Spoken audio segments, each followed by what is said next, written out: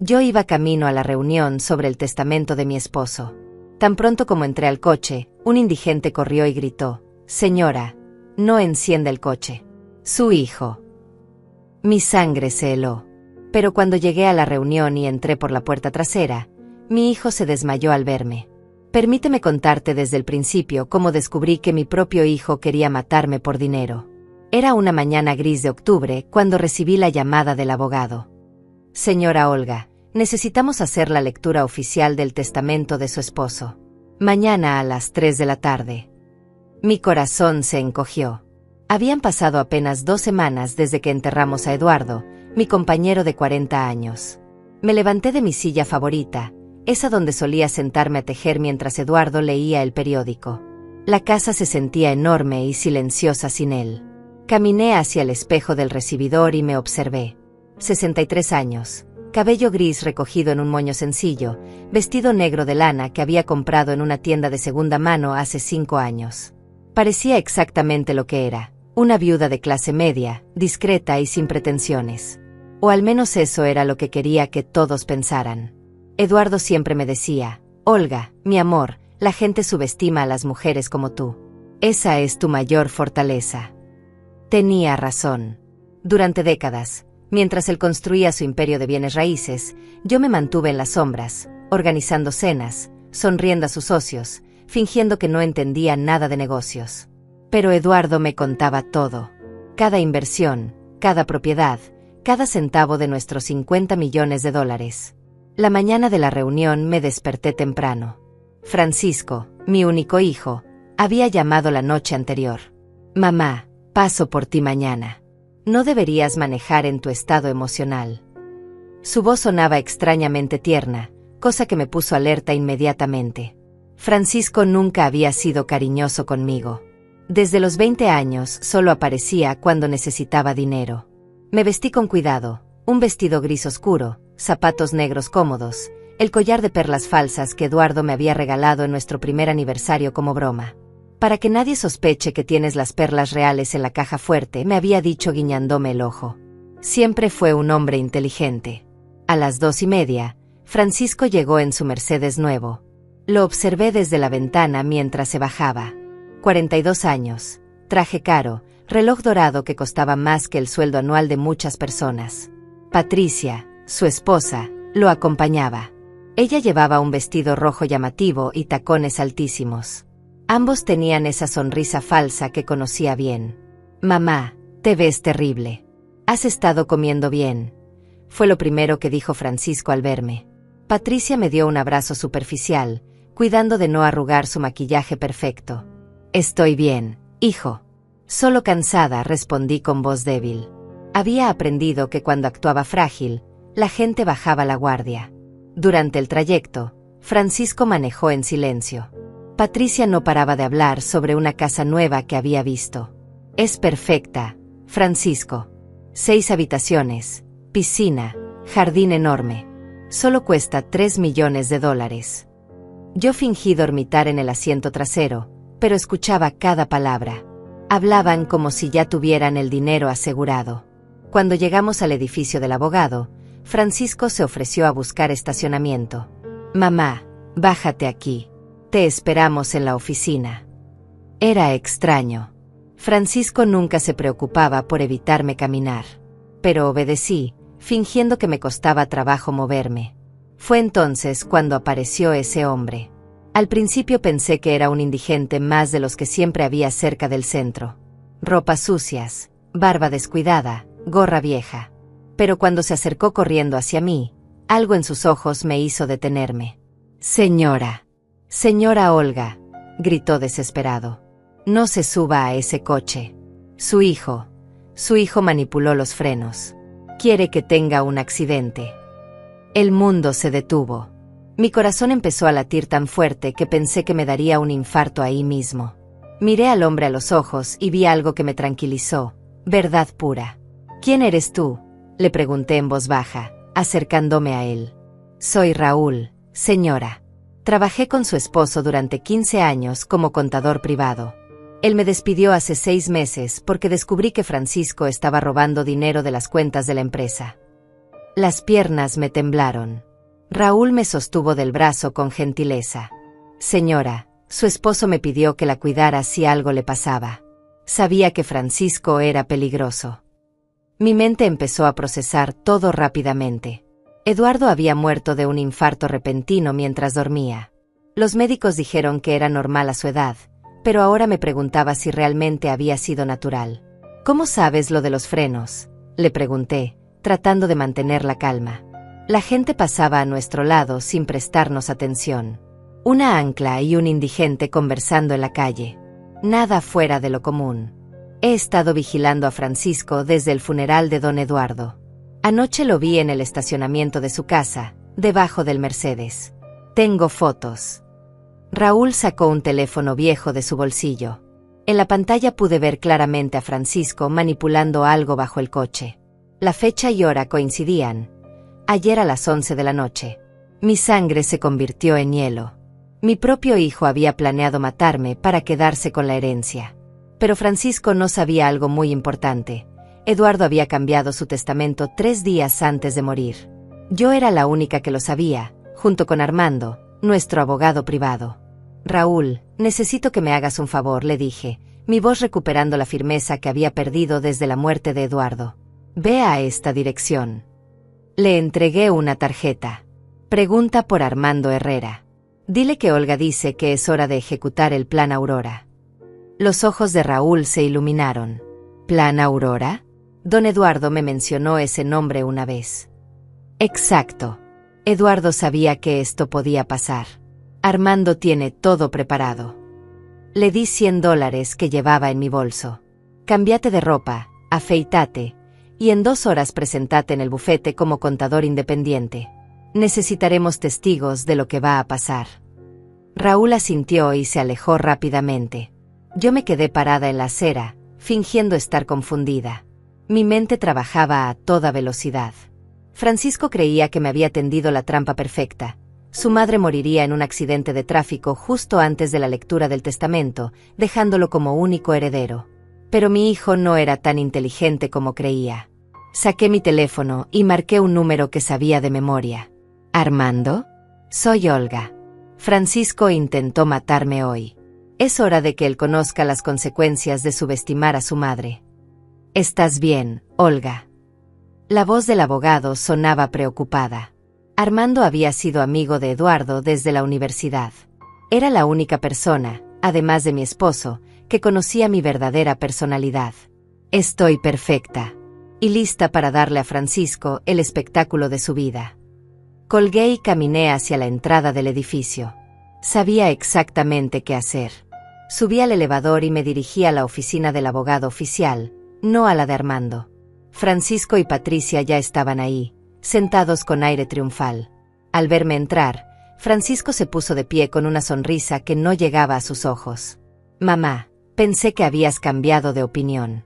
Te tardaste mucho. Su voz tenía un tono extraño, casi decepcionado. Solo estaba nerviosa, hijo. Ya sabes cómo me pongo con estas cosas legales. Me senté en la silla que Patricia me ofreció, actuando como la viuda frágil que esperaban ver. El abogado, un hombre mayor llamado Tomás, comenzó a leer el testamento oficial. Como esperaba, Francisco era mencionado como beneficiario principal de una cuenta que contenía $5 millones. Su cara se iluminó. Patricia apretó su mano, conteniendo la emoción. Sin embargo, continuó Tomás, existe una cláusula especial. Si doña Olga muere dentro de los primeros 6 meses después de su esposo, toda la herencia pasa automáticamente a una fundación benéfica. La sonrisa de Francisco se congeló. ¿Qué significa eso? Significa que tu padre no era tonto, Francisco, dije con voz suave, pero mis ojos se habían endurecido. Eduardo sabía exactamente qué tipo de hijo había criado. Patricia se puso pálida. No entiendo. ¿Por qué pondría una cláusula así? Me levanté lentamente de mi silla, y por primera vez en semanas, dejé caer la actuación de anciana frágil. Mi espalda se enderezó, mi voz recuperó su tono firme. Porque Eduardo sabía que si yo moría de forma accidental, justo después que él, tú serías el responsable, Francisco. El silencio en la oficina era ensordecedor. Francisco me miraba como si hubiera visto un fantasma. Mamá, ¿de qué hablas? Hablo de los frenos de tu Mercedes, querido hijo. Hablo de tu pequeño trabajito de anoche en el estacionamiento. Saqué mi teléfono y les mostré las fotos que Raúl había tomado. ¿Creías que nadie te vio? Francisco se puso de pie bruscamente, tirando su silla. Eso es imposible. Nadie sabía. Nadie sabía qué, Francisco. Mi voz era ahora fría como el hielo. Nadie sabía que planeabas matarme para heredar más rápido. Patricia empezó a llorar, pero no eran lágrimas de tristeza. Eran lágrimas de pánico puro. Francisco, dijiste que era infalible. Dijiste que nadie sospecharía.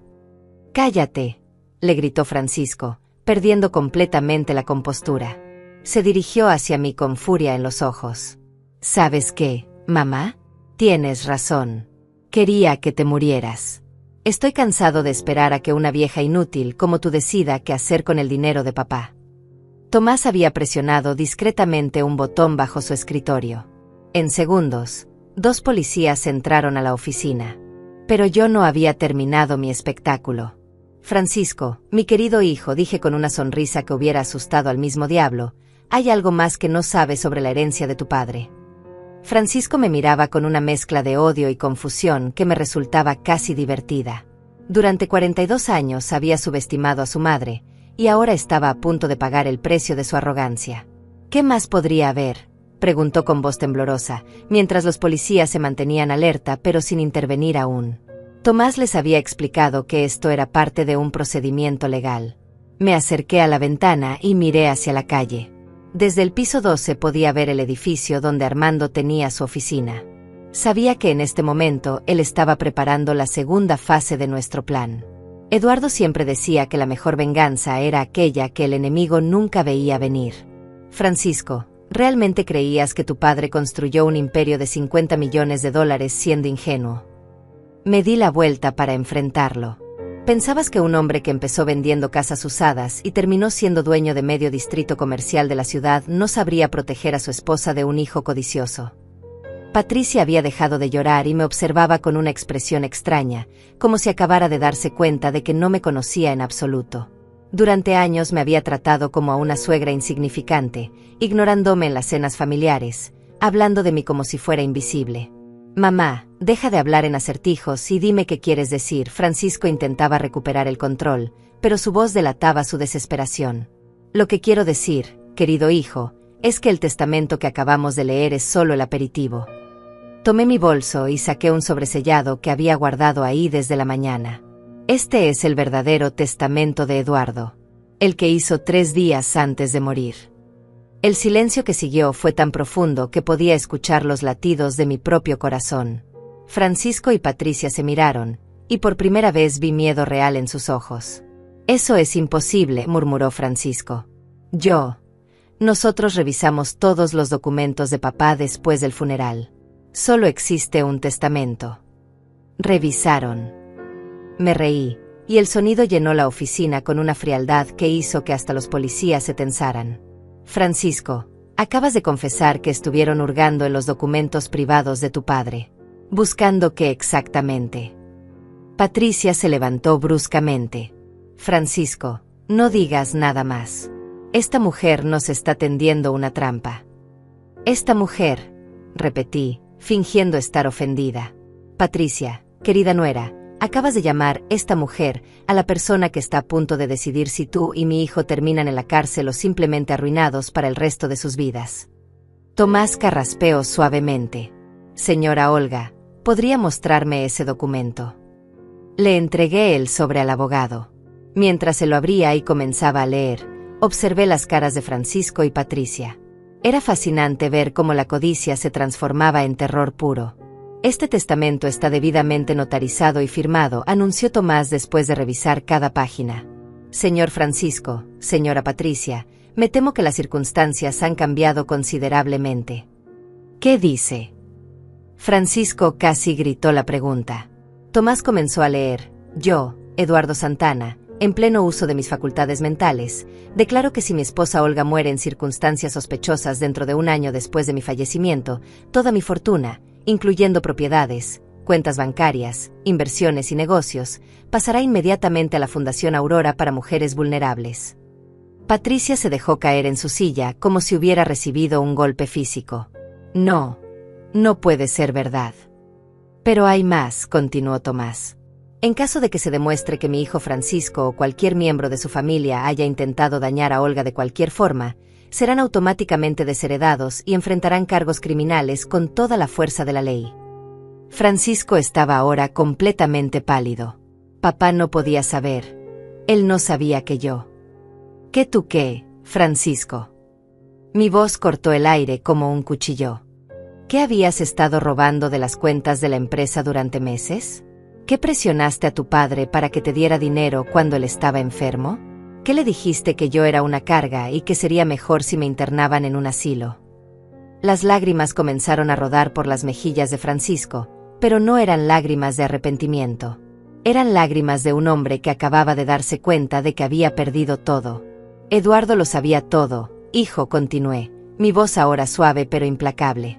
Sabía que Raúl había descubierto tus robos. Sabía que habías falsificado su firma en varios documentos. Sabía que Patricia había estado presionándote para conseguir más dinero para sus caprichos. Eso no es cierto, gritó Patricia, pero su voz sonaba hueca. En ese momento, la puerta de la oficina se abrió y entró Armando, seguido de Raúl, quien ahora llevaba un traje impecable y se había afeitado completamente. Parecía un hombre de negocios respetable, no el indigente que había corrido hacia mí en la calle. Señoras y señores, anunció Armando con voz clara y profesional, vengo como representante legal de la señora Olga Santana a presentar evidencia adicional en este caso. Francisco miró a Raúl con reconocimiento y horror. Tú no eres un indigente. No, señor Francisco. Soy contador público certificado y trabajé para su padre durante 15 años. También soy testigo de múltiples conversaciones donde usted y su esposa planearon diferentes formas de acelerar la muerte de su madre. Armando abrió su maletín y sacó una grabadora digital. Durante los últimos 6 meses, el señor Raúl ha estado documentando todas las actividades sospechosas de Francisco y Patricia. Con el conocimiento y aprobación de don Eduardo, por supuesto. La expresión en la cara de Francisco cambió de terror a pura incredulidad. Papá sabía que me estaban espiando. Eduardo no solo lo sabía, dije, acercándome a él hasta que estuvimos cara a cara. Él organizó toda la operación. ¿Realmente creías que un hombre que construyó un imperio desde cero no protegería a la mujer que amó durante 40 años? Patricia se puso de pie tambaleándose. Esto es una locura. Francisco, diles que no es verdad. Diles que nunca hablamos de lastimar a tu madre. Armando presionó play en la grabadora. Inmediatamente, la oficina se llenó con las voces de Francisco y Patricia, grabadas apenas 3 días después del funeral de Eduardo. Patricia, mi madre tiene que desaparecer pronto. Si esperamos mucho, podría cambiar el testamento o donar todo a caridad. ¿Cómo podemos hacerlo parecer natural, Francisco? Ya no está tan enferma como pensábamos. Un accidente de tráfico sería perfecto. Los frenos del Mercedes están viejos, sería fácil manipularlos. ¿Estás seguro de que nadie sospechará?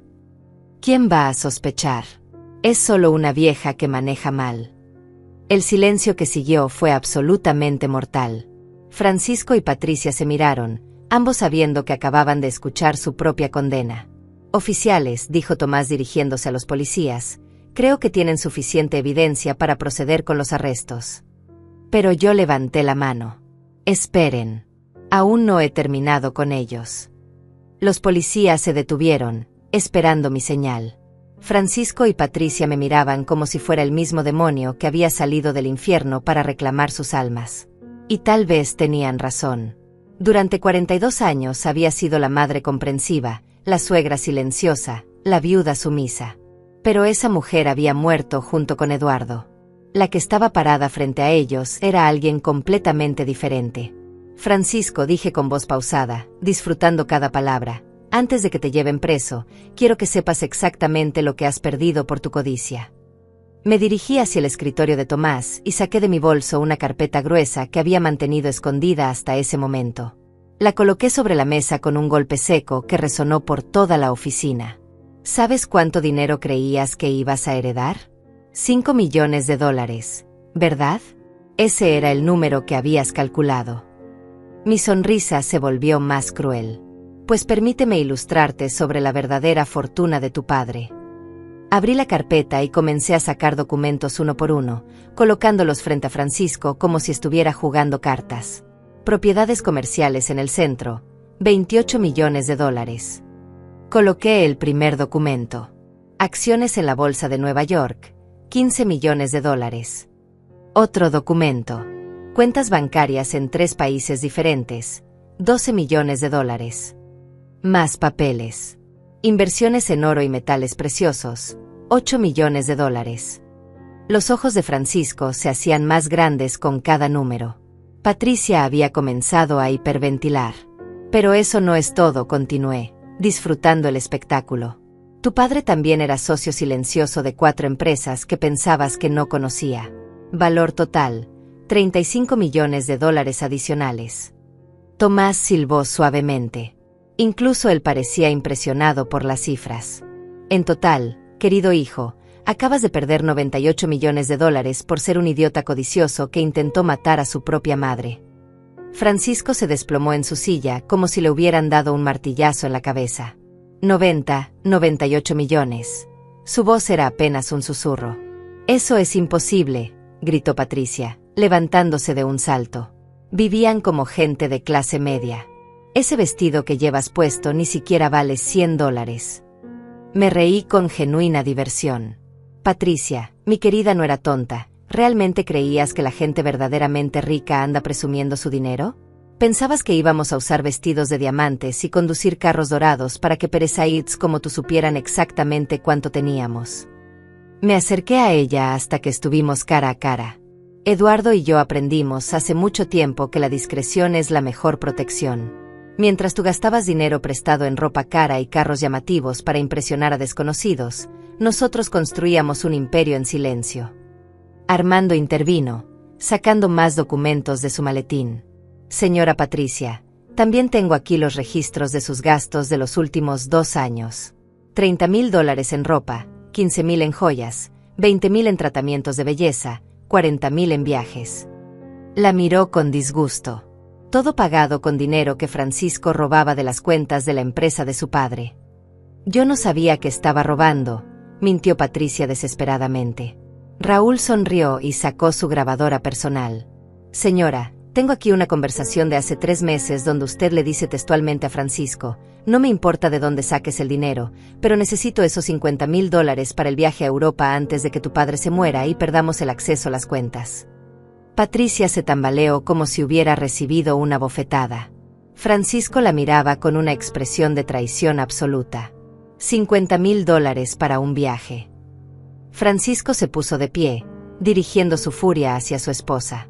Me dijiste que eran 20,000. Francisco, yo. Patricia tartamudea, dándose cuenta de que acababa de ser expuesta. Me mentiste. Me hiciste robar dinero extra de mi padre para financiar tus lujos secretos. Francisco estaba ahora completamente fuera de control. Por tu culpa perdí 98 millones de dólares. Yo observaba el espectáculo con satisfacción. Nada me daba más placer que ver a 2 criminales volverse uno contra el otro cuando la presión aumentaba. Francisco, dije, interrumpiendo su pelea matrimonial, no perdiste 98 millones de dólares por culpa de Patricia.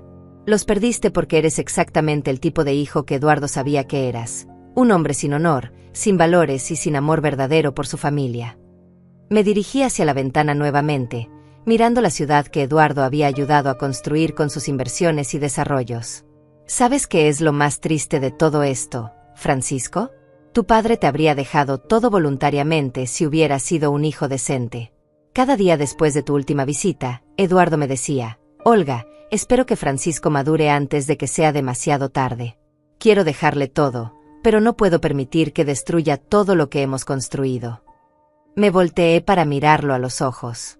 Eduardo pasó los últimos 6 meses de su vida esperando que me llamaras, que lo visitaras sin pedir dinero, que mostraras aunque fuera una pizca de amor genuino por tu familia. Pero nunca lo hiciste. Las lágrimas ahora corrían libremente por el rostro de Francisco, pero yo no sentía ni una gota de compasión.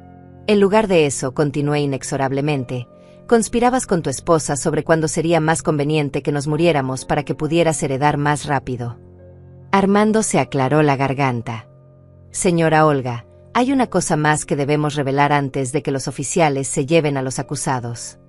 Asentí. Era hora de la revelación final, el golpe que rompería completamente el espíritu de Francisco. Francisco, dijo Armando con voz solemne, tu padre no murió de un infarto natural.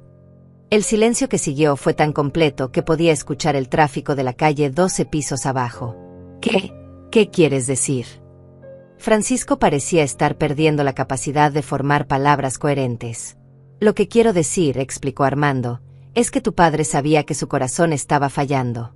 Los médicos le habían dado 6 meses de vida máximo. Él eligió el momento y la forma de su muerte para proteger a tu madre de lo que sabía que ustedes harían.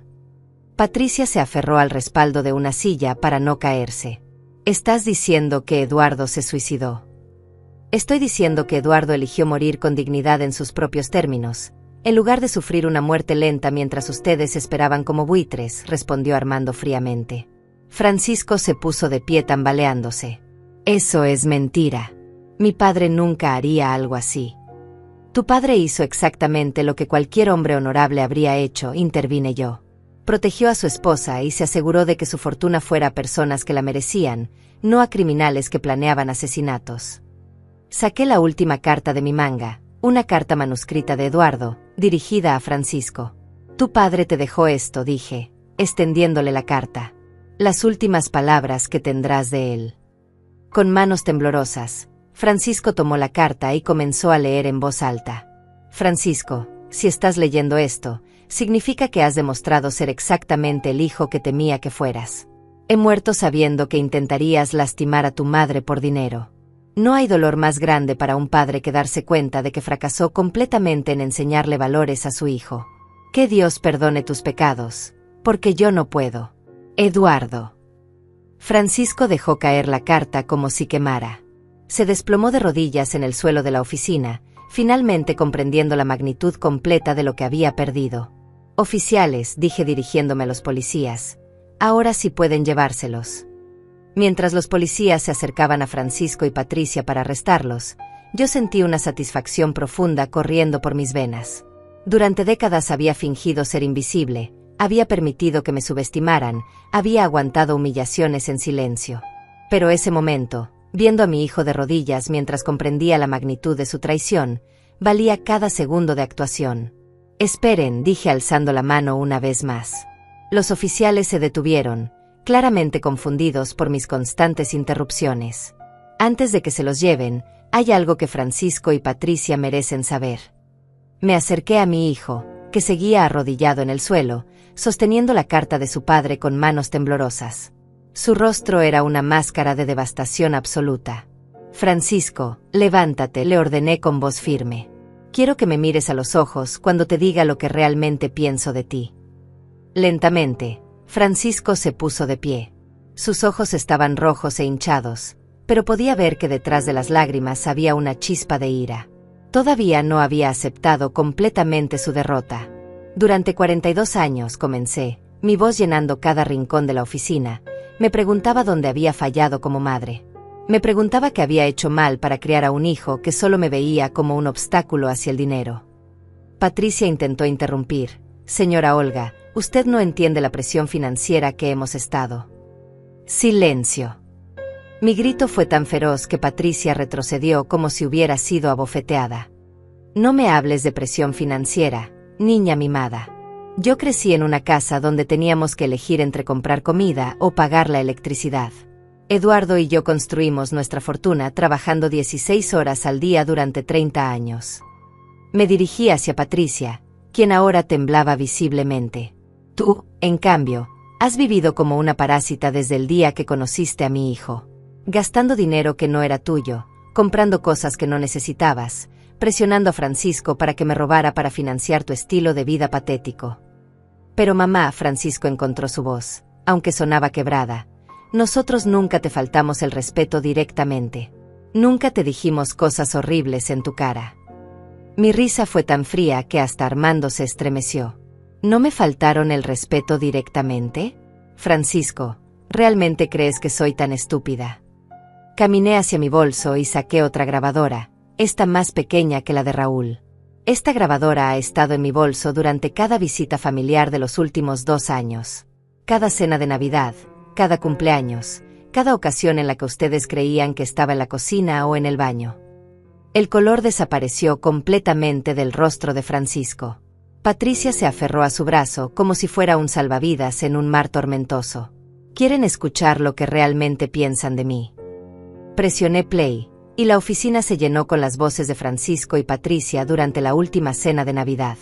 Patricia, mira cómo come mi madre. Parece un animal. Y esa ropa horrible que usa.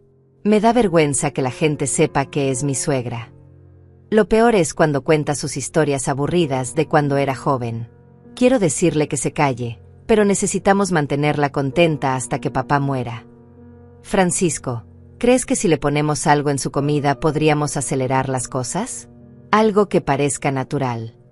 Patricia, eres genial. Una pequeña dosis de sus propias pastillas para la presión podría funcionar. Detuve la grabación. El silencio en la oficina era ensordecedor. Francisco había palidecido tanto que pensé que se desmayaría. Patricia estaba llorando, pero ya no eran lágrimas de pánico. Eran lágrimas de vergüenza pura. Esa conversación fue en diciembre pasado, dije con voz tranquila. 3 semanas antes de que Eduardo muriera. ¿Saben qué hice esa noche cuando llegué a casa? Nadie respondió. Todos estaban demasiado impactados para hablar. Le mostré la grabación a Eduardo. Fue la primera vez en 40 años de matrimonio que vi a mi esposo llorar.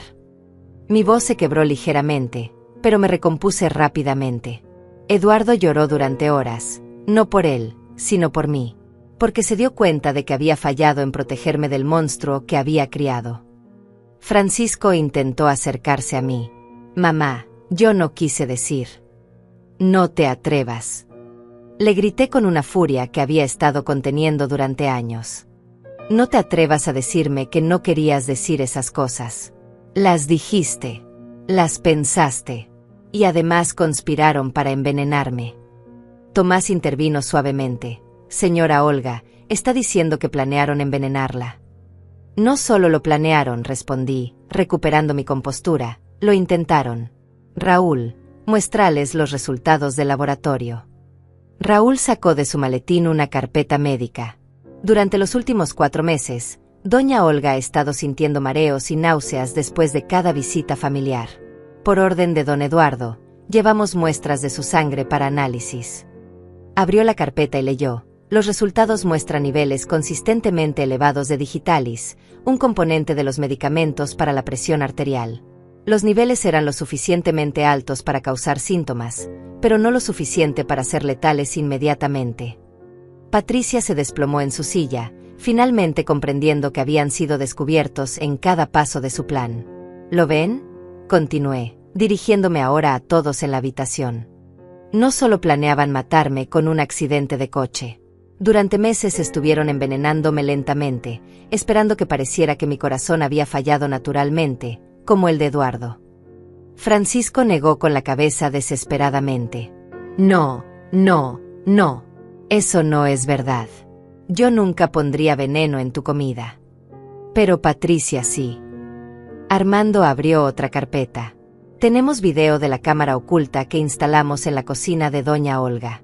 Patricia, aquí está claramente poniendo pastillas trituradas en el jugo de naranja que usted tomaba cada mañana después de sus visitas. Mostró una tablet con el video. En la pantalla se podía ver claramente a Patricia en mi cocina, triturando pastillas y vertiéndolas en un vaso de jugo. La fecha y hora mostraban que había sido durante su última visita, apenas una semana después del funeral de Eduardo. Francisco miró a su esposa con una expresión de horror absoluto. Patricia, ¿cómo pudiste hacer eso? ¿Cómo pudiste envenenar a mi madre? Tú me lo pediste, gritó Patricia desesperadamente. Tú dijiste que necesitábamos acelerar las cosas. Tú dijiste que si esperábamos mucho tiempo, ella podría cambiar el testamento. Yo nunca te dije que la envenenarás. Francisco se alejó de ella como si tuviera una enfermedad contagiosa. Sí lo hiciste. La noche después del funeral me dijiste que buscaría la forma de hacer que pareciera natural. Observé su pelea con Fasenaschen. Era hermoso ver cómo se destruían mutuamente cuando la presión se volvía insoportable. «Basta ya», grité, callando a ambos. «No me importa cuál de ustedes tuvo la idea original. Los dos son igualmente culpables.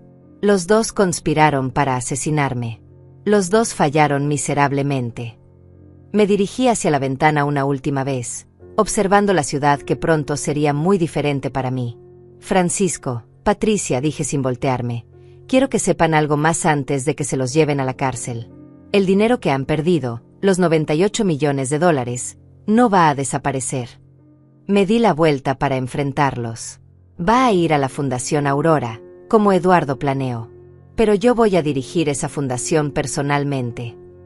Patricia se puso de pie con dificultad. «¿Qué tipo de fundación?» «Una fundación que ayuda a mujeres mayores que han sido abusadas, estafadas o maltratadas por sus propias familias», respondí con una sonrisa que podría haber congelado el infierno. «Mujeres como yo, que fueron subestimadas y traicionadas por las personas que más amaban». Francisco parecía estar procesando lentamente las implicaciones de lo que acababa de decir. «Cada caso que ayudemos», continué, «cada mujer que salvemos, cada familia que protejamos del abuso financiero, será un recordatorio viviente de lo que ustedes intentaron hacerme». Me acerqué a Francisco hasta que estuvimos cara a cara por última vez. «Tu nombre, Francisco Santana, va a ser sinónimo de traición familiar en esta ciudad. Cada vez que alguien escuche tu historia, va a abrazar a sus padres un poco más fuerte y va a valorar a sus familias un poco más. Mamá, por favor». Francisco intentó una última súplica. «No soy tu madre», le dije con finality absoluta. «Tu madre murió el día que decidiste que mi vida valía menos que tu codicia. La mujer que ves frente a ti es alguien completamente nuevo». Los oficiales finalmente se acercaron para arrestar a Francisco y Patricia, pero yo aún no había terminado. Había esperado años para este momento, y cada segundo de su humillación era como medicina para mi alma herida. «Oficiales, por favor esperen un momento más», les dije con voz autoritaria. Por primera vez en décadas, me sentía completamente en control de la situación. «Hay algo más que necesito decirles a estos dos antes de que se vayan». Francisco y Patricia me miraban con una mezcla de terror y súplica. Era patético ver cómo dos personas que habían planeado mi muerte ahora me rogaban con los ojos que tuviera misericordia. «Patricia», dije, dirigiéndome específicamente a mi nuera, «durante 10 años has entrado a mi casa, has comido mi comida, has aceptado mis regalos de Navidad y cumpleaños, y todo ese tiempo estabas planeando cómo deshacerte de mí». Me acerqué a ella, observando cómo temblaba. «¿Recuerdas el collar que te regalé en tu último cumpleaños? Ese collar de perlas que dijiste que te encantaba». Patricia asintió débilmente, sus ojos llenos de lágrimas. Eran las perlas reales de mi abuela, valuadas en $50,000. Te las di porque pensé que tal vez, solo tal vez, había juzgado mal tu carácter. Mi sonrisa se volvió cruel. «Pero tú las vendiste 2 semanas después para pagar tus deudas de tarjetas de crédito, ¿no es cierto?». El soque en la cara de Patricia me confirmó que había dado en el blanco. Raúl sonrió desde su posición junto a Armando. «Sí, Patricia, sabíamos que las habías vendido». Raúl rastreó la transacción hasta la casa de empeño donde las llevaste. Les dijiste que eran perlas falsas de tu suegra mayor para conseguir un precio más bajo. Francisco miró a su esposa con disgusto. «Patricia, ¿vendiste las perlas de la abuela? ¿Cómo pudiste hacer algo tan bajo?». «Necesitaba el dinero», gritó Patricia desesperadamente. «Tú no me dabas suficiente para mis gastos. Te daba $5,000 al mes para gastos personales». Francisco estaba ahora completamente furioso con su esposa. «¿En qué diablos gastabas tanto dinero?». Armando intervino, abriendo otra carpeta. «Si me permiten, puedo responder esa pregunta. Patricia ha estado gastando dinero en un amante secreto durante los últimos 2 años». El silencio que siguió fue tan completo que podía escuchar mi propia respiración. Francisco se volteó hacia Patricia con una expresión de incredulidad absoluta. Un amante. Su voz era apenas un susurro. Patricia parecía un animal atrapado. Sus ojos se movían frenéticamente, buscando una salida que no existía. Francisco, yo puedo explicar. Comenzó, pero Armando la interrumpió. No hay nada que explicar, Patricia. Tenemos fotografías, recibos de hoteles, registros de llamadas telefónicas. Durante 2 años has estado teniendo una aventura con Emilio Vargas, el contador de tu gimnasio. Mostró las fotografías a Francisco, quien las miró como si estuviera viendo su propia muerte. En las imágenes se podía ver claramente a Patricia besando y abrazando a un hombre joven en varios lugares diferentes. Pero eso no es todo, continué yo, disfrutando cada segundo de esta revelación. Patricia, tu amante también sabía sobre nuestros planes de asesinato, ¿no es verdad? Los ojos de Patricia se agrandaron tanto que pensé que se saldrían de sus cuencas. ¿Cómo? ¿Cómo sabes eso? Porque Emilio ha estado trabajando para nosotros durante los últimos 6 meses, revelé con una sonrisa triunfante. Eduardo lo contrató para seducirte y obtener información sobre sus planes. Francisco se dejó caer en una silla, completamente derrotado. Mi esposa me engañaba, con un espía, que trabajaba para mi padre. Es correcto, confirmó Raúl. Emilio nos reportaba cada conversación que tenía con Patricia. Cada plan que ella le contaba, cada detalle sobre cómo pensaban matarte, señora Olga. Patricia comenzó a hiperventilar. Esto no puede estar pasando. Esto tiene que ser una pesadilla. Oh, pero es muy real, querida, le dije con falsa dulzura. Y va a empeorar mucho más. ¿Sabes por qué? Me acerqué a Tomás y le pedí que sacara el último conjunto de documentos de su escritorio. Porque, Patricia, mi querida nuera traidora, resulta que durante estos 2 años de tu aventura amorosa, también has estado cometiendo fraude de identidad. Tomás leyó de los documentos. Patricia Morales ha estado usando la identidad de su suegra para solicitar préstamos por un total de $200,000. También ha falsificado la firma de Olga Santana en múltiples documentos legales. Francisco alzó la vista, su rostro una máscara de horror total. Patricia, robaste la identidad de mi madre. Necesitaba el dinero para mantener a Emilio contento. Patricia finalmente estalló, revelando toda la verdad. Él me amenazó con dejarte si no le conseguía dinero para su nuevo negocio. La ironía era demasiado deliciosa. Patricia había estado siendo extorsionada por el mismo hombre que Eduardo había contratado para espiarla. Así que resumí con satisfacción, no solo planeaste asesinarme y envenenarme, sino que también robaste mi identidad, vendiste mis joyas familiares, engañaste a mi hijo, y fuiste extorsionada por un espía que trabajaba para nosotros todo el tiempo. Patricia se desplomó completamente, llorando de forma incontrolable. Francisco la miraba como si fuera una extraña completa. Mamá, Francisco me dijo con voz quebrada, yo no sabía nada sobre el amante, ni sobre el robo de identidad, ni sobre la venta de las perlas. Tienes que creerme. Me reí con amargura. Francisco, ¿realmente esperas que crea que no sabías nada? Un hombre que revisaba obsesivamente cada gasto de su esposa no se dio cuenta de que ella tenía $200,000 extra para gastar. Armando sacó más documentos. De hecho, Francisco, tenemos evidencia de que sí sabía sobre al menos algunos de los fraudes. Aquí hay un email tuyo a Patricia donde le preguntas, ¿conseguiste el dinero de las cuentas de mamá como planeamos? Francisco negó con la cabeza desesperadamente. Ese email no es real. Yo nunca escribí eso. Francisco, intervino Raúl, el email fue enviado desde tu computadora personal, con tu dirección IP, y tiene tus huellas digitales en el teclado donde lo escribiste. La cara de Francisco se descompuso completamente. Se dio cuenta de que cada escape posible había sido cerrado, cada mentira había sido anticipada y desmentida. Señora Olga, dijo Tomás suavemente, creo que es hora de dejar que la justicia siga su curso. Asentí, sintiéndome finalmente satisfecha. Oficiales, pueden llevárselos ahora. Mientras los policías se acercaban con las esposas, Francisco hizo un último intento desesperado. Mamá, por favor. Soy tu único hijo. No puedes hacer esto. La familia es lo más importante. Me detuve y me volteé hacia él una última vez. Francisco, tienes razón. La familia es lo más importante. Por eso mismo es que lo que hicieron es imperdonable. Mi voz se volvió fría como el hielo. Eduardo y yo te dimos vida, te dimos amor, te dimos educación, te dimos oportunidades. Y tú nos pagaste con traición, robo y un intento de asesinato. Me acerqué a él mientras los oficiales le ponían las esposas. Así que no, Francisco. No eres mi familia.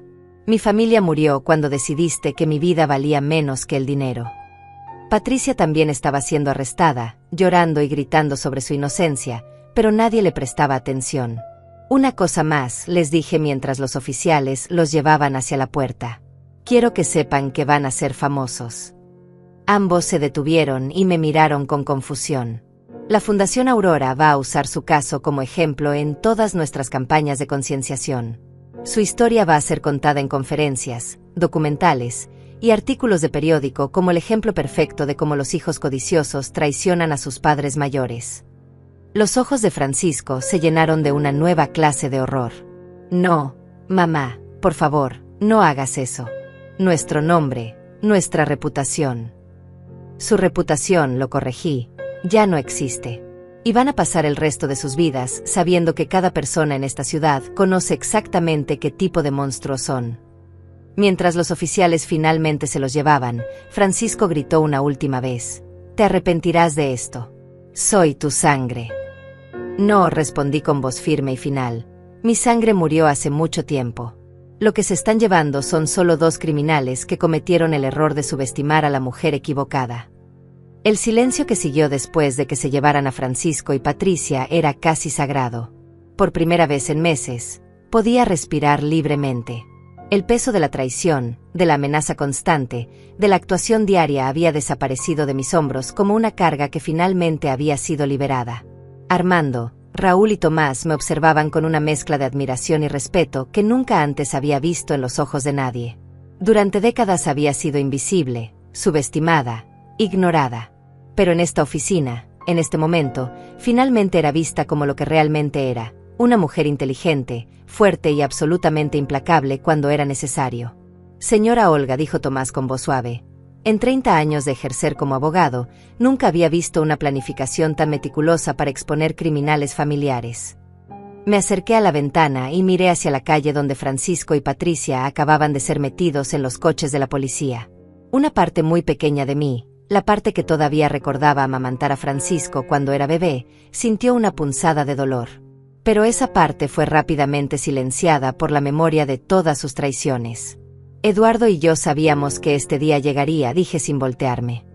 Francisco mostró signos de avaricia desde adolescente. Cuando tenía 16 años, robó $500 de mi bolso para impresionar a una chica. Cuando lo confrontamos, no mostró remordimiento, solo enojo por haber sido descubierto. Me volteé hacia los tres hombres. Esa fue la primera vez que Eduardo me dijo, Olga, nuestro hijo tiene algo roto por dentro. Esperemos que pueda repararse con tiempo y madurez. Raúl se aclaró la garganta. Señora, don Eduardo me contó sobre muchos incidentes a lo largo de los años. El robo de las tarjetas de crédito cuando Francisco tenía 22. El intento de falsificar cheques cuando tenía 25. La vez que intentó vender acciones de la empresa sin autorización cuando tenía 30. Armando asintió gravemente. Eduardo siempre esperaba que Francisco cambiara. Por eso siguió ayudándolo financieramente, esperando que la generosidad despertara gratitud y amor genuino. Pero solo consiguió criar a un monstruo más sofisticado, agregué con amargura. Cada vez que Eduardo le daba dinero, Francisco lo veía como debilidad. Cada vez que lo perdonaba, Francisco lo interpretaba como estupidez. Caminé hacia el escritorio de Tomás y tomé los documentos de la Fundación Aurora. Sentir el peso de esos papeles en mis manos era como sostener el futuro, un futuro que Eduardo y yo habíamos diseñado cuidadosamente. Caballeros, dije con voz firme, ahora comienza la parte más importante de este plan. Francisco y Patricia van a la cárcel, pero eso es solo el comienzo. El verdadero trabajo empieza ahora. Armando abrió su maletín y sacó más documentos. La Fundación Aurora ya está legalmente establecida. Tenemos las oficinas preparadas en el centro de la ciudad, el personal inicial contratado y los primeros casos ya identificados. ¿Qué tipo de casos?, preguntó Tomás, claramente interesado en el proyecto. Mujeres mayores que están siendo estafadas por sus propias familias, expliqué, sintiendo una pasión renovada. Viudas cuyos hijos las presionan para que firmen documentos que no entienden. Abuelas que están siendo manipuladas emocionalmente para entregar sus ahorros de vida. Raúl sonrió. Don Eduardo tenía una lista de más de 50 casos en esta ciudad solamente. Mujeres que él conocía a través de sus negocios, que estaban siendo victimizadas pero no sabían a dónde buscar ayuda. Y ahora, continué, vamos a ayudar a cada una de ellas usando exactamente las mismas tácticas que usamos contra Francisco y Patricia. Investigación meticulosa, documentación exhaustiva y exposición pública de los criminales. Me dirigí hacia la ventana nuevamente, pero esta vez no estaba mirando el pasado. Estaba viendo el futuro. La primera mujer que vamos a ayudar se llama Virginia, dije. Tiene 70 años, es viuda, y su nieto la está presionando para que venda su casa para invertir el dinero en su nuevo negocio. Armando encontró el archivo. Virginia Castillo. Su nieto Tomás le ha hecho creer que si no invierte en su restaurante, va a perder todo su dinero en la inflación. Pero en realidad, agregó Raúl, Tomás tiene deudas de juego por $200,000 y necesita el dinero de la casa de su abuela para pagar a sus acreedores antes de que le rompan las piernas. Tomás silbó suavemente. ¿Cómo obtuvieron esa información? La misma forma en que obtuvimos información sobre Francisco, respondí. Eduardo construyó una red de informantes durante décadas. Contadores, abogados, trabajadores sociales, incluso algunos policías. Gente que veía estos abusos pero no tenía el poder o los recursos para detenerlos. Y ahora, continuó Armando, la Fundación Aurora tiene tanto el poder como los recursos para actuar. Saqué mi teléfono y marqué un número. Virginia, querida, soy Olga Santana. Nos conocimos en el funeral de Eduardo hace unas semanas. Sí, exacto. Escúchame con cuidado. Necesito que vengas a mi oficina mañana por la mañana. Es sobre tu nieto Tomás. No está en problemas todavía, pero va a estarlo si no actuamos rápido. Confía en mí, Virginia.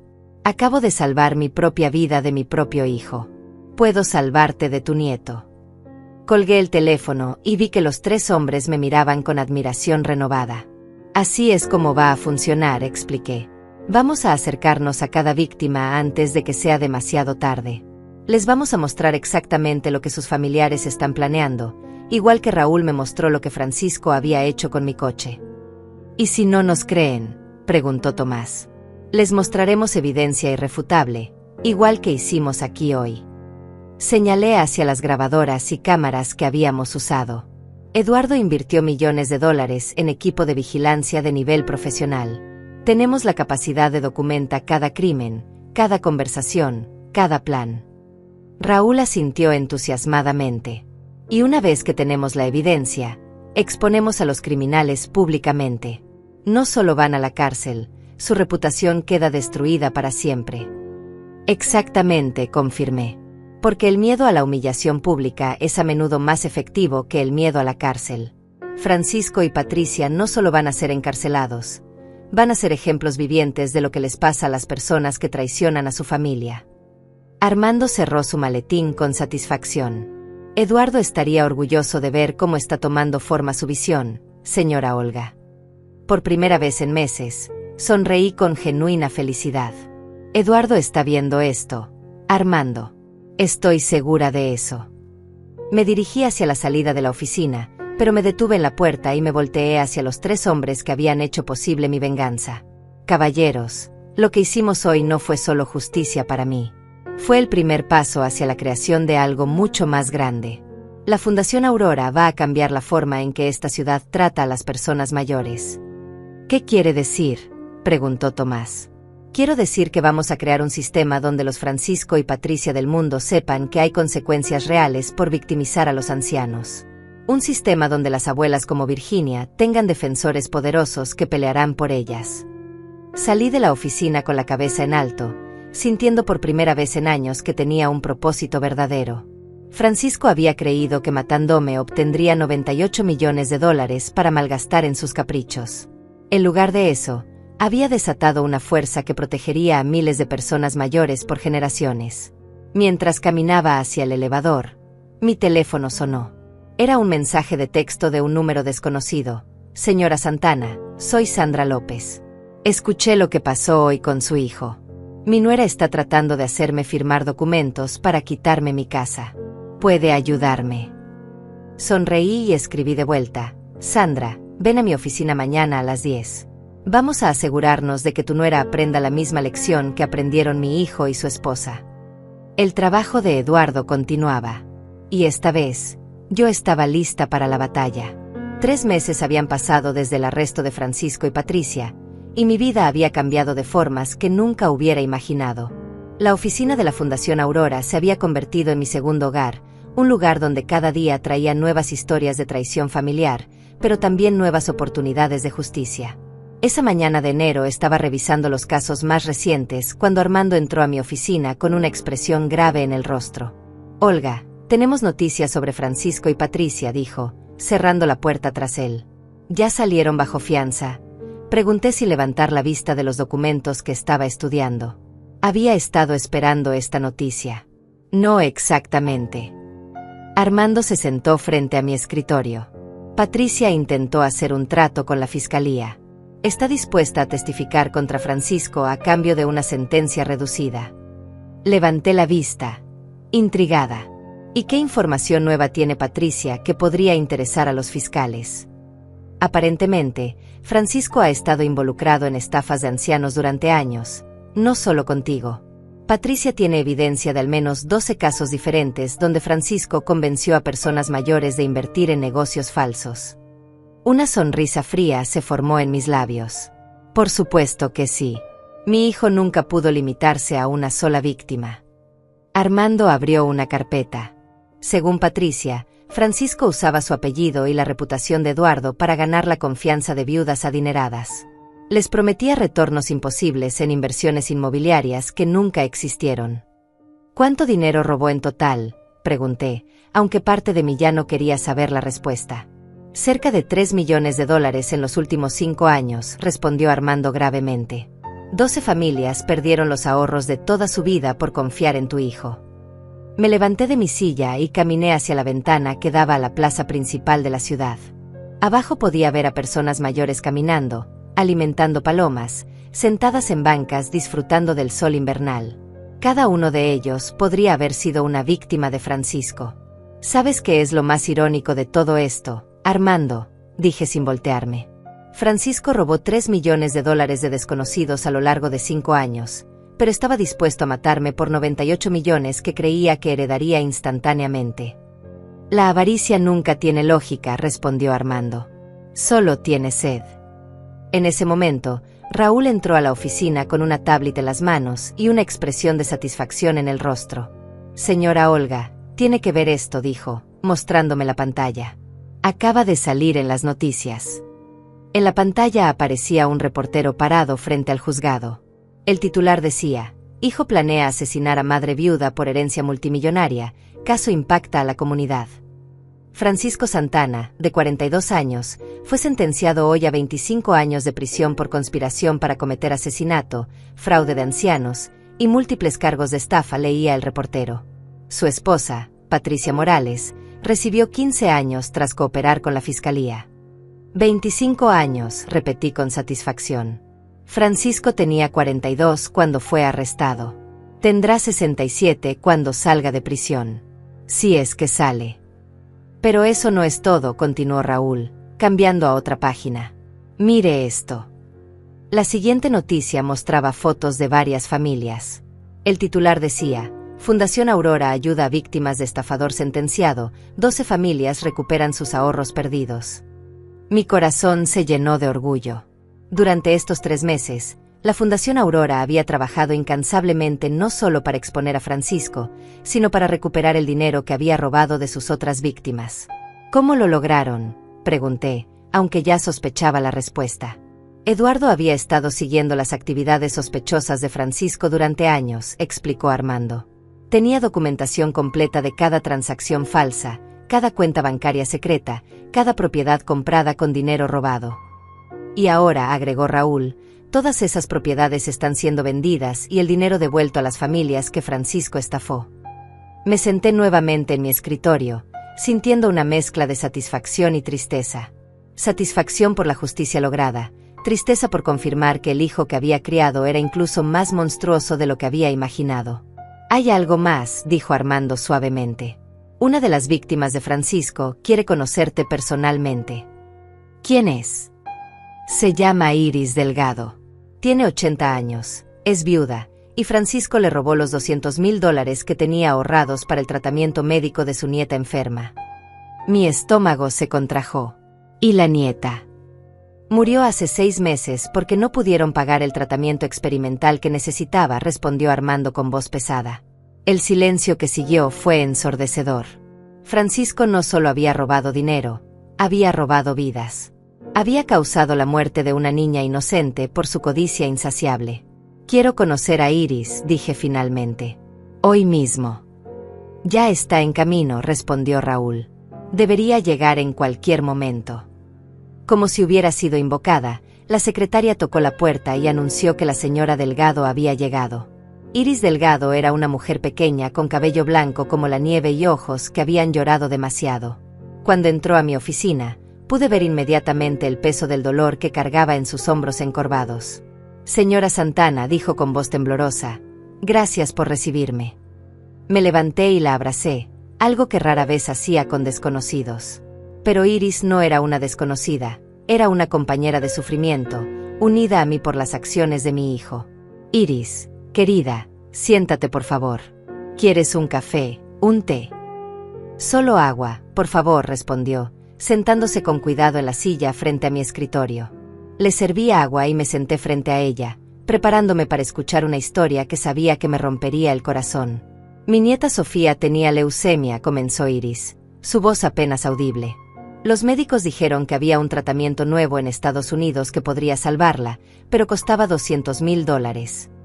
Las lágrimas comenzaron a rodar por sus mejillas, pero continuó hablando. Su hijo Francisco se presentó en mi casa 3 días después de que me enteré del costo del tratamiento. Dijo que había escuchado sobre mi situación y que quería ayudar. ¿Cómo se enteró?, pregunté, aunque ya sospechaba la respuesta. Trabajaba en el hospital como voluntario. Escuchaba conversaciones de las familias e identificaba a las personas desesperadas con dinero. La monstruosidad de Francisco no tenía límites. Usaba el dolor de las familias como oportunidad de negocio.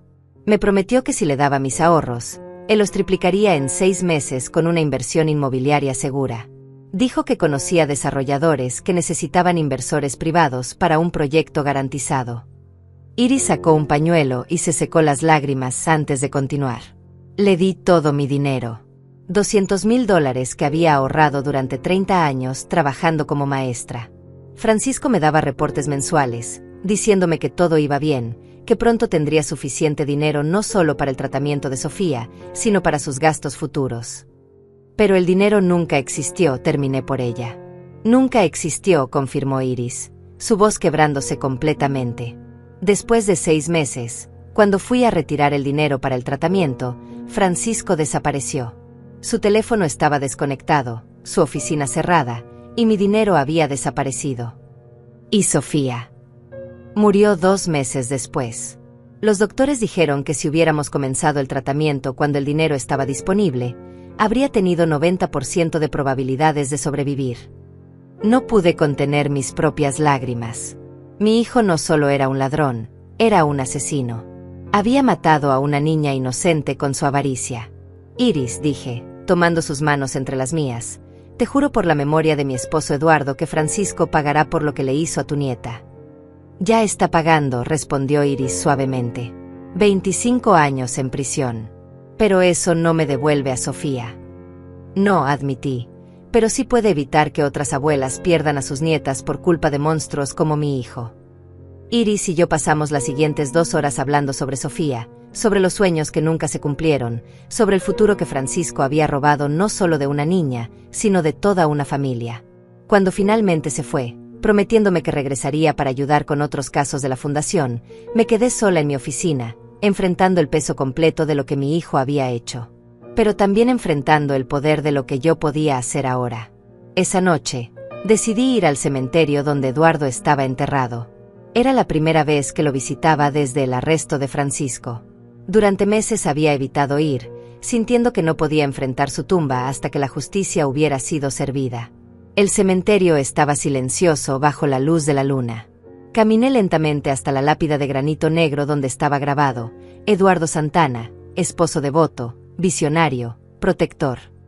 Me senté en el pequeño banco que habíamos instalado junto a su tumba y finalmente le hablé. Eduardo, mi amor, lo logramos.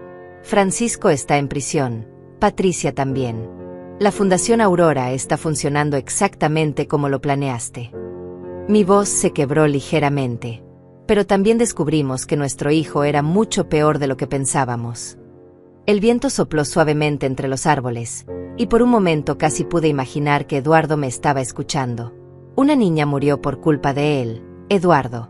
Una niña inocente que podría haber vivido si Francisco no hubiera robado el dinero para su tratamiento. Las lágrimas corrían libremente por mi rostro. ¿Cómo criamos a semejante monstruo? Permanecí allí durante horas, recordando los buenos momentos de nuestra vida juntos, pero también enfrentando la realidad de lo que habíamos perdido cuando Francisco eligió el camino de la maldad. Cuando finalmente regresé a casa, encontré un sobre que había sido deslizado bajo mi puerta. Lo abrí con curiosidad y encontré una carta manuscrita. Señora Santana, comenzaba, soy Jessica Ruiz.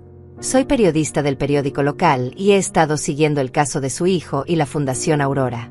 Me gustaría escribir un artículo más extenso sobre el problema del abuso financiero de ancianos en nuestra ciudad. Estaría dispuesta a ser entrevistada.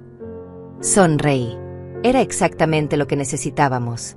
Más exposición, más concienciación, más protección para las personas vulnerables. A la mañana siguiente, Jessica llegó a mi oficina.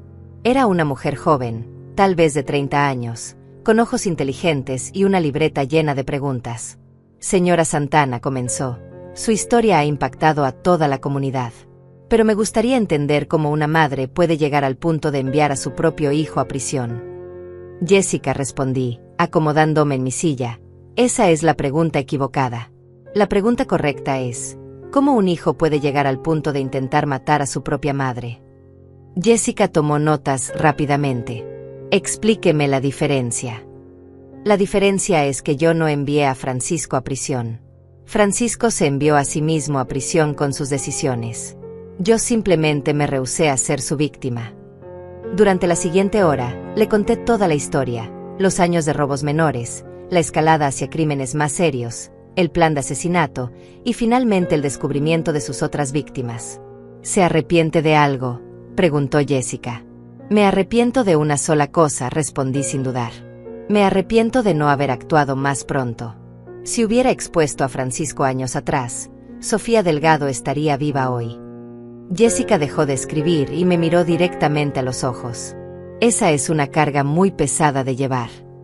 Es una carga que elijo llevar, respondí firmemente. Porque esa carga me da la fuerza para asegurarme de que no haya más Sofías. Hábleme sobre la Fundación Aurora. ¿Cuáles son sus planes futuros? Me levanté y caminé hacia el mapa de la ciudad que teníamos colgado en la pared, marcado con alfileres rojos que representaban casos activos de abuso financiero de ancianos.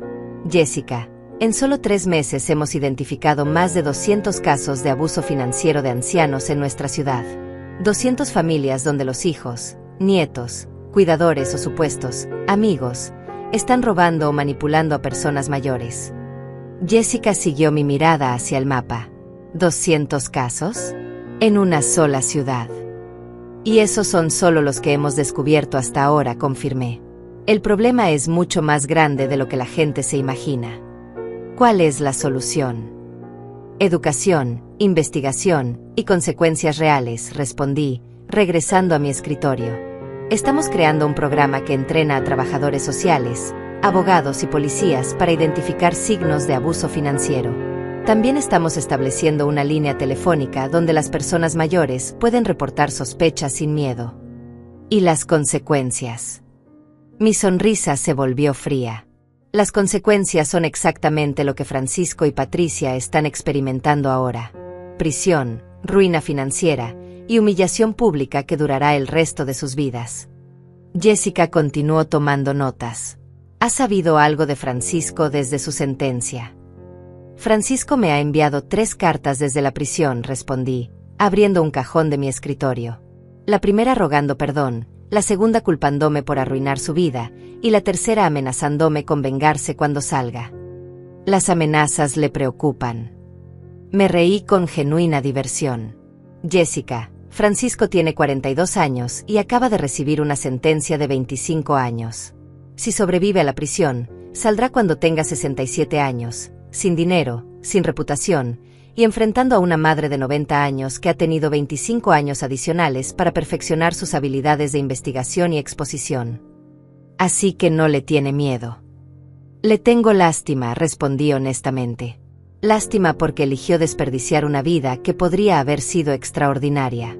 Eduardo y yo le dimos todo: amor, educación, oportunidades, ejemplo. Francisco eligió convertirse en un monstruo a pesar de todas las ventajas que tenía. Jessica cerró su libreta. Una última pregunta, señora Santana. ¿Qué mensaje tiene para otras familias que podrían estar enfrentando situaciones similares? Me levanté y caminé hacia la ventana que daba a la plaza principal. Afuera, vi a una abuela caminando de la mano con su nieto, ambos sonriendo mientras compartían un helado. Mi mensaje es simple, dije, volteándome hacia Jessica. Si alguien que amas te está presionando para que firmes documentos que no entiendes, si alguien te está pidiendo acceso a tus cuentas bancarias, si alguien te está haciendo sentir culpable por no entregar tu dinero, no importa quién sea esa persona no te ama realmente. ¿Y qué deben hacer? Deben llamar a la Fundación Aurora inmediatamente. Tenemos los recursos, la experiencia y la determinación para proteger a cualquier persona mayor que esté siendo victimizada por su propia familia. Jessica se puso de pie. ¿Y si la persona mayor tiene miedo de actuar contra su familia? Entonces les contamos la historia de Iris Delgado y su nieta Sofía. Les explicamos que el silencio no protege a la familia, el silencio permite que los criminales creen más víctimas. Después de que Jessica se fue, me quedé sola en mi oficina, reflexionando sobre el año que había pasado. 12 meses atrás, era una viuda aparentemente frágil, invisible para el mundo, subestimada por su propia familia. Ahora era la directora de una fundación que había ayudado a más de 50 familias, había puesto a docenas de criminales tras las rejas, y había recuperado millones de dólares robados de personas mayores vulnerables. Mi teléfono sonó, interrumpiendo mis pensamientos. Era Armando. Olga, tengo noticias interesantes. Patricia acaba de intentar contactarte desde la prisión. ¿Para qué? Aparentemente quiere pedirte perdón y explicarte por qué hizo lo que hizo. Me reí. Dile a Patricia que el tiempo para explicaciones terminó cuando decidió envenenar mi jugo de naranja. No quieres escuchar lo que tiene que decir. Armando, respondí con finality. Patricia tuvo años para demostrar quién era realmente. Sus acciones hablaron mucho más fuerte que cualquier palabra que pudiera decir ahora.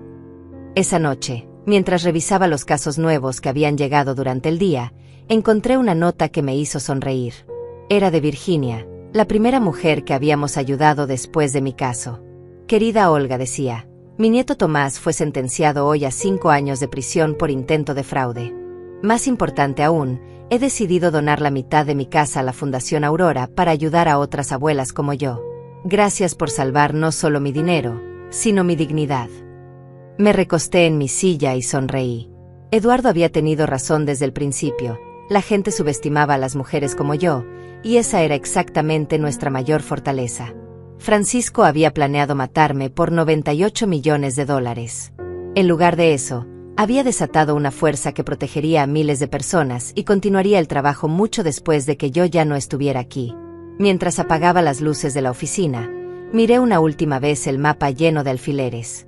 Cada alfiler representaba una familia que había sido protegida, una persona mayor que había mantenido su dignidad, un criminal que había enfrentado justicia. Eduardo estaría orgulloso. Y Francisco, en su celda de prisión, finalmente entendería que había subestimado completamente a la mujer equivocada. La justicia no siempre es rápida, pero cuando llega, es absoluta. Y yo había tenido el privilegio de servirla personalmente.